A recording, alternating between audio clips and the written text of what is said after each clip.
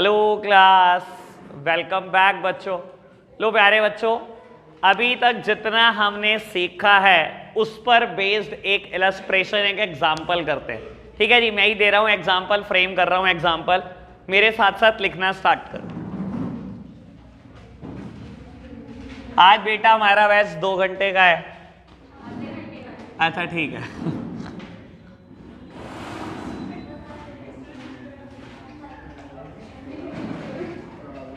बस बेटा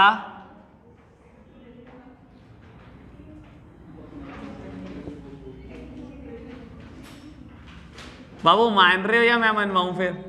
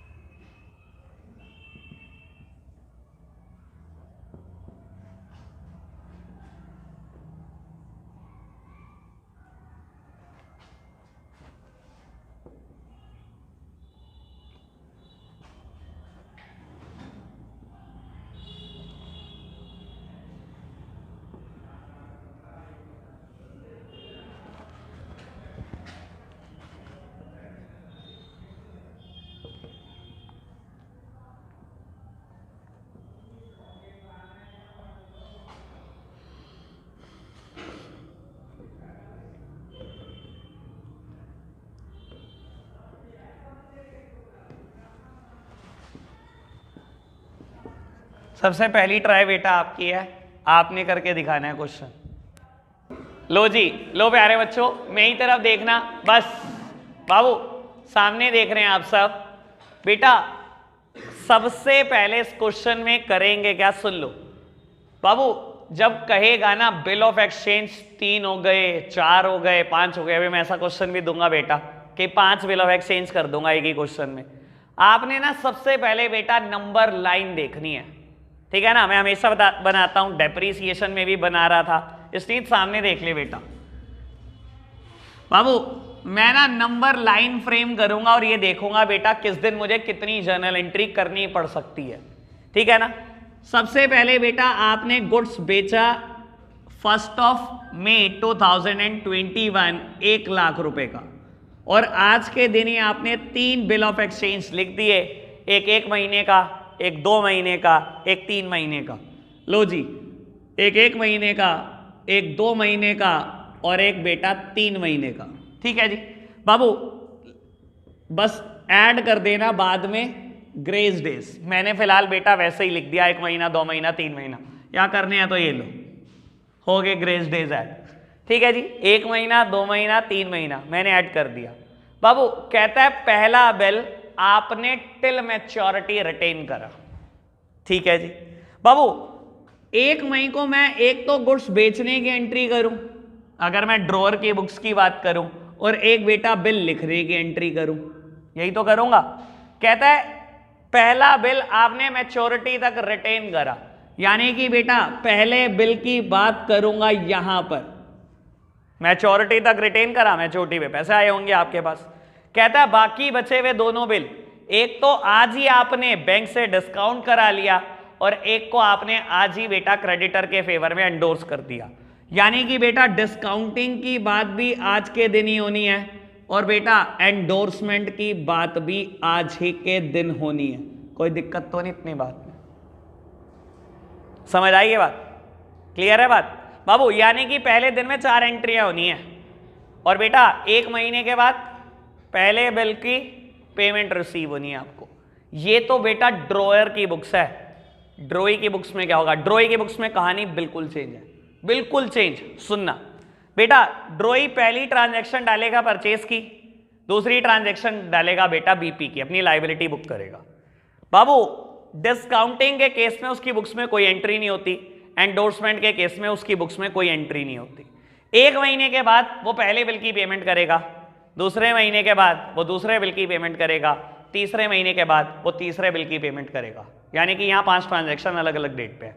2 ट्रांजैक्शन इस दिन है, 1 ट्रांजैक्शन इस दिन है, 1 ट्रांजैक्शन इस दिन है और 1 ट्रांजैक्शन इस दिन है। शायद ब्रॉड आइडिया हो गया होगा क्या कह रहा हूं। ये नहीं बनाओगे ना, कंफ्यूजन में कट जाएगा बेटा क्वेश्चन, समझ लो। ये तो अभी मैंने इजी कर दिया, मैं मुश्किल नहीं कर सकता इस क्वेश्चन को। बताओ कितना मुश्किल करना है? अभी मैं डेट में ही फंसा दूंगा आपको। पहला बिल 1 महीने का लिखा, दूसरा बिल 2 महीने का लिखा, तीसरा 3 महीने का लिखा। जो दूसरा बिल था वो डिस्काउंट कराया 15 दिन के बाद, डेट में ही फंस जाएंगे। 20 दिन के बाद एंडोर्समेंट हुई या 45 दिन के बाद एंडोर्समेंट हुई, मैं दिन ही गिनवाता रह जाऊंगा आपको, आप परेशान हो जाओगे। कितना भी मुश्किल किया जा सकता है इस क्वेश्चन को। ये तो मैंने सबसे सिंपलेस्ट फॉर्म दी इस क्वेश्चन की, ठीक है ना। अच्छा, कोई ये कह दे बेटा दिन गिनने में मुश्किल हो रही है, फिर बेटा आप 11th क्लास के स्टूडेंट नहीं, और कुछ नहीं मुश्किल कर सकते इस क्वेश्चन में। और क्या मुश्किल कर दोगे? जनरल एंट्री तो वही गिनी चुनी 4 है, 4 ही तो केस है, गिनी चुनी जनरल एंट्री तो 4 ही है। क्लियर बात? करें बेटा ड्रॉअर की बुक्स में एंट्री पहले, फिर ड्रॉई की बुक्स में। लो प्यारे बच्चों, ड्रॉअर की बुक्स में करते हैं बेटा एंट्री। रब कर दो, ये मेरे को थोड़ा सा स्पेस की जरूरत है, ठीक है। आप नोट कर लो, नोट करना है तो जल्दी से लो बेटा, फटाफट से ड्रॉअर की बुक्स में एंट्री करते हैं, फिर ड्रॉई की बुक्स में एंट्री करते हैं। आप सब सामने देख रहे हैं मेरी तरफ। बाबू ड्रॉअर का नाम है a, journal entry in the books of drawer.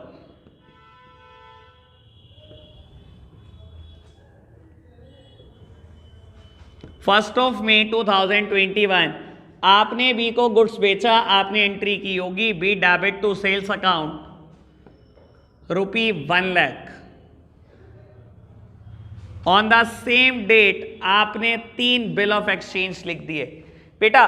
Bill of exchange on the same date आपने 3 बिल ऑफ एक्सचेंज लिखे। बिल ऑफ एक्सचेंज लिखने की एंट्री होती है बेटा B R debit to, debtor का नाम आ जाता है। लेकिन बेटा यहाँ 3 बिल ऑफ एक्सचेंज लिखे, अलग अलग अमाउंट के, अलग अलग मैच्योरिटी पीरियड है, तो पहले दिन ही अलग कर देना बेटा उनको, ठीक है ना। तो हम क्या लिख रहे हैं बेटा, BR1 account debit, BR2 account debit. आप BR नहीं लिखेंगे, पूरा लिखना बिल रिसीवेबल, आप मैं शॉर्टकट में लिख रहा हूं BR3 अकाउंट डेबिट और बेटा डेटर का नाम यानी कि टू बी। मैंने 1 लाख का डेटर बुक किया था, आज बुक से खत्म कर दिया और एक नई एसेट बना दी बेटा जिनका नाम है BR। कोई दिक्कत तो नहीं।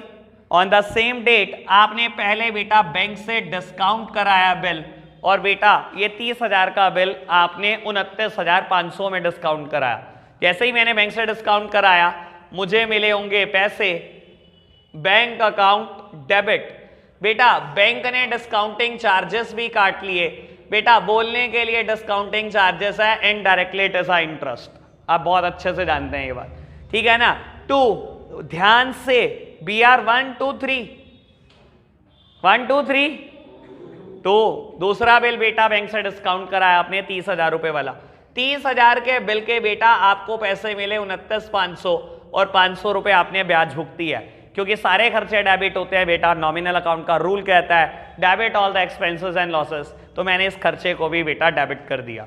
ऑन द सेम डेट आपने बेटा तीसरा बिल एंडोर्स कर दिया in the favour of creditor. और बेटा अगर मेरा क्रेडिटर सी था, दैट मीन्स मेरी बुक्स में क्रेडिट हुआ होगा, और आज मैं अगर उसको बेटा बिल दे रहा हूं तो बेटा मैं बुक से खत्म कर रहा हूं, और खत्म करने का तरीका वही बेटा, अगर कोई चीज क्रेडिट है तो उसको कर दो डेबिट, बेटा खत्म हो जाएगी। और तीसरा बी आर मेरे पास से चला जाएगा। ये कितनी अमाउंट का था बेटा? ये भी 30 का था। और upon maturity of the first bill मुझे पैसे मिल जाएंगे। पहला बिल मैच्योर हुआ है बेटा, ड्यू डेट आपने निकाल ली होगी, निकाल लिए थे ना बेटा, 4 जून आई थी ना बाबू, पैसे मिल गए आपको, और B R first B book से खत्म हो गया। Bank account debit to B R first account, और बेटा ये अमाउंट मुझे रिसीव हुई 40,000। कोई दिक्कत तो नहीं? All clear? बेटा आपने ड्रॉई की बुक्स में एंट्री खुद करनी है, अभी जल्दी करना बेटा। मैंने ड्रॉई की बुक्स में एंट्री कर दी है, आप कंफर्म कर लेना, मिला लेना एक बार ढंग से। हम अब लिख रहे हैं बेटा कंसेप्ट नंबर 7, इस पर बेस्ड एक क्वेश्चन करके जाएंगे और बेटा फिर आज का लेक्चर वाइंड अप कर देंगे। लो प्यारे बच्चों, आप मेरे साथ साथ कंसेप्ट नंबर 7 लिखना।